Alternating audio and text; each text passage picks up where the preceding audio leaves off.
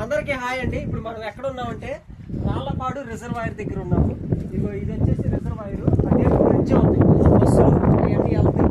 ఇది వచ్చి ప్రకాశం జిల్లాగా ప్రకాశం జిల్లాలో ఉండిద్ది. ఇప్పుడు సింగిల్